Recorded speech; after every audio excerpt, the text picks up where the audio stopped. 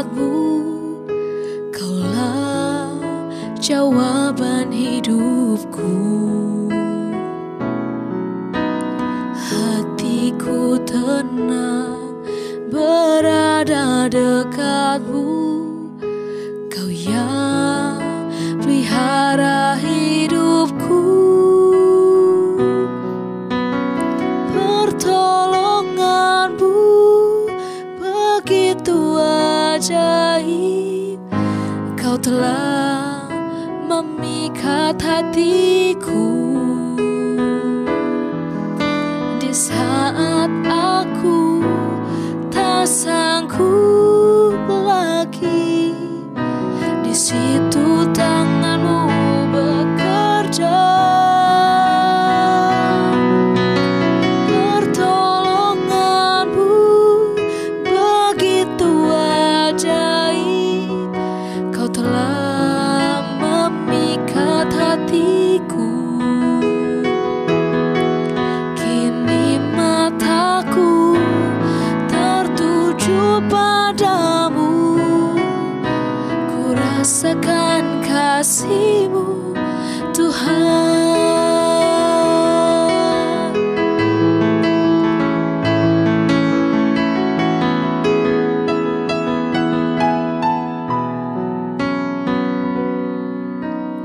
Hatiku tenang berada dekat-Mu, Kaulah jawaban hidupku.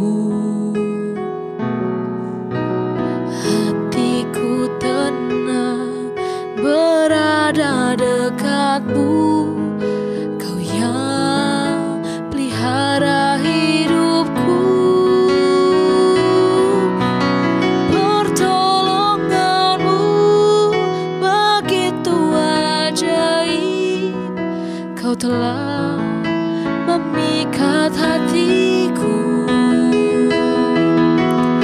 Di saat aku tak sanggup lagi, di situ tangan-Mu bekerja. Pertolonganmu begitu ajaib, Kau telah memikat hatiku. Kini mataku tertuju padamu, ku rasakan kasih-Mu, Tuhan.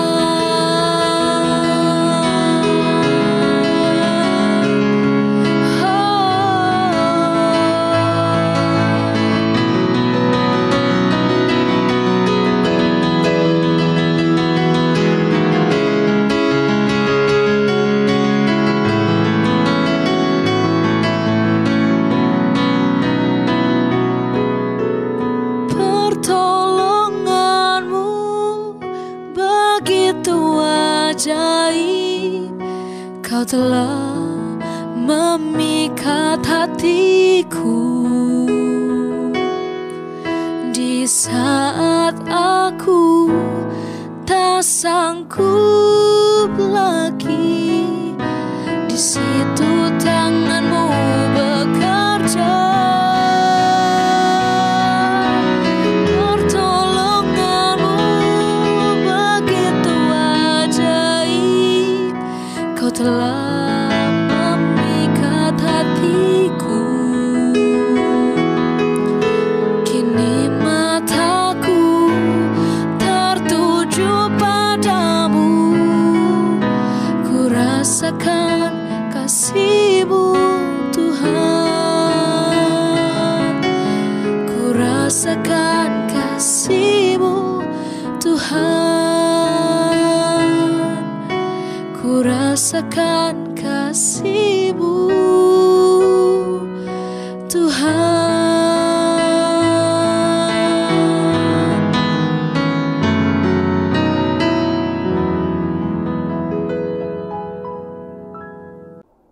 Shalom Victorious People. Kiranya kasih dan damai sejahtera Bapa Surgawi menyertai kita semua. Pada hari ini kita akan mendengarkan firman Tuhan Sebelum kita membaca firman Tuhan, kita bersatu di dalam doa. Bapa yang di surga, terima kasih Tuhan untuk hari ini, di mana kami akan mendengarkan kebenaran firman-Mu. Roh Kudus, urapi kami semua, agar apa yang kami baca, itu dapat kami mengerti dan kami lakukan di dalam kehidupan kami. Tolong kami ya Roh Kudus, di dalam nama Tuhan Yesus Kristus, kami berdoa dan mengucap syukur, haleluya, amin. Saudara, beberapa waktu yang lalu, saya bertemu dengan teman saya. Dia bercerita sebelum pandemi, sahabatnya itu mempunyai anak dan mereka melangsungkan pernikahan. Teman saya ini kecewa, saudara, karena dia tidak diundang oleh sahabatnya.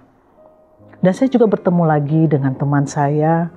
Dia juga mengatakan kekecewaannya karena dia lupa akan ada undangan untuk makan gratis. Dan ada lagi teman saya juga bercerita bahwa dia juga kecewa karena dia lupa akan undangan pengobatan gratis. Saudara, begitu banyak undangan-undangan yang kita lupa dan itu membuat kekecewaan.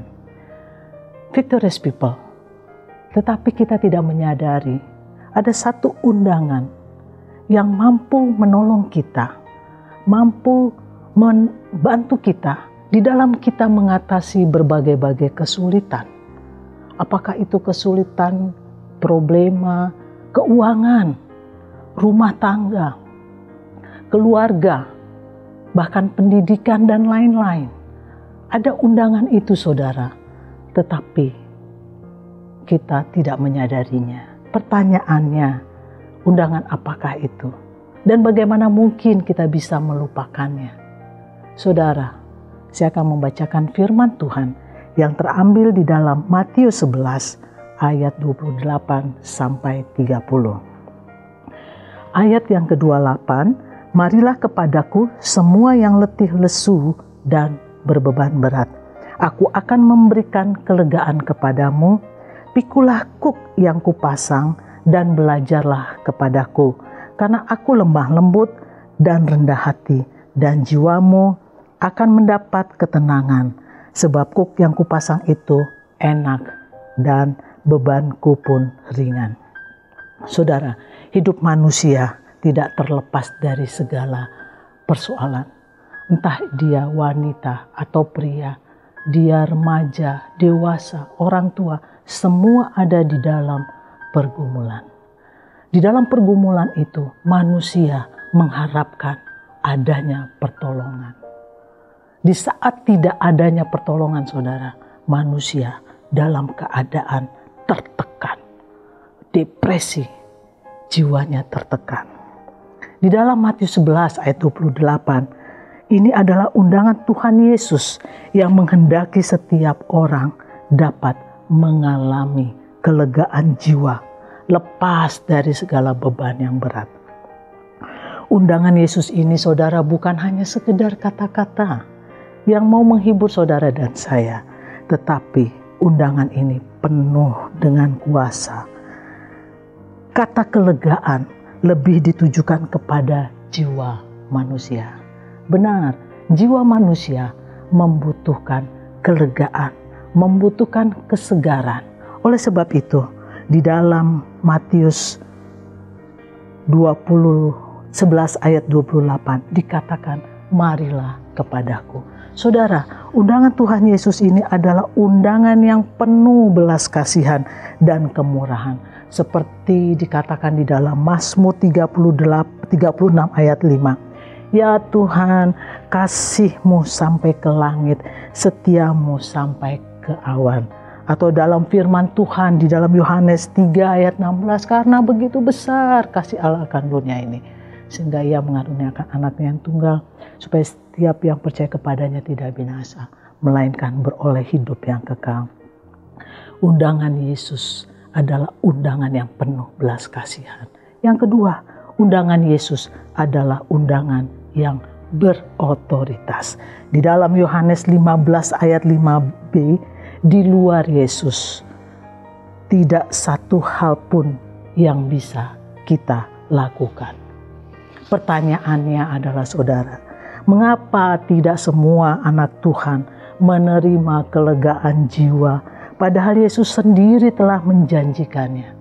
Yang pertama saudara, tidak semua orang mau datang kepada Yesus. Kita bisa lihat saudara di dalam firman Tuhan di ayat 28, tidak banyak orang yang sadar bahwa setiap hari Yesus mengumandangkan suatu undangan berharga untuk mendapatkan kelegaan. Tetapi saudara, respon tiap orang atas undangan Yesus itu berbeda-beda. Kita bisa lihat di dalam Lukas 14 ayat 15 dan 24. Di situ dikatakan ada yang sibuk dengan pekerjaannya. Yang kedua, ada yang sibuk dengan berkat sehingga lupa. Misalnya di dalam Lukas 14 ayat 19 dikatakan dia telah membeli 5 pasang lembu. Dia tidak menghiraukan undangan. Yang ketiga saudara, ada yang sibuk dengan rumah tangga. Dia baru menikah. Kita bisa lihat di dalam ayatnya yang ke-20. Itulah respon daripada manusia atas undangan Yesus. Tidak semua orang mau datang kepada Yesus. Yang kedua saudara, tidak semua orang mau memikul kuk yang Tuhan pasang. Kita dapat lihat di ayat yang ke-29. Apakah itu kuk? Kuk itu adalah saudara seperti sepotong kayu besar yang ditaruh di belakang pundak binatang dan yang terhubung ke belakang, dan dia dapat diarahkan oleh sang petani. Arah ke kiri atau arah ke kanan, semua itu bergantung kepada petaninya saudara. Saudara, ketika Yesus mengatakan tempat peristirahatan, mengundang, marilah kepadaku, Tuhan Yesus berkata, pikullah kuk yang kupasang. Orang berpikir kalau memang Tuhan mau tolong, kenapa harus ada kuk lagi? Maksudnya saudara adalah bahwa setiap manusia akan melakukan suatu ketaatan, kepatuhan kepada yang lain. Bahwa manusia tidak bebas dari segala masalah di dunia ini. Dan bahwa setiap manusia ada ketundukan pada seorang penakluk. Maka ketika menawarkan kuk, Yesus mengundang kita untuk tunduk kepadanya, mengikuti dia, dan belajar kepada dia. Saudara, ada pilihan 2 kuk dalam dunia ini. Kuk Yesus atau kuk dunia. Karena itulah Yosua berkata, menantang umat Tuhan untuk memilih tunduk kepada Allah dan bukan kepada Allah-Allah asing. Saudara, itulah yang Tuhan berikan kepada kita, memikul kuk yang daripada Tuhan. Kuk yang daripada Tuhan itu adalah beban kita akan ringan, karena Dia adalah penolong kita.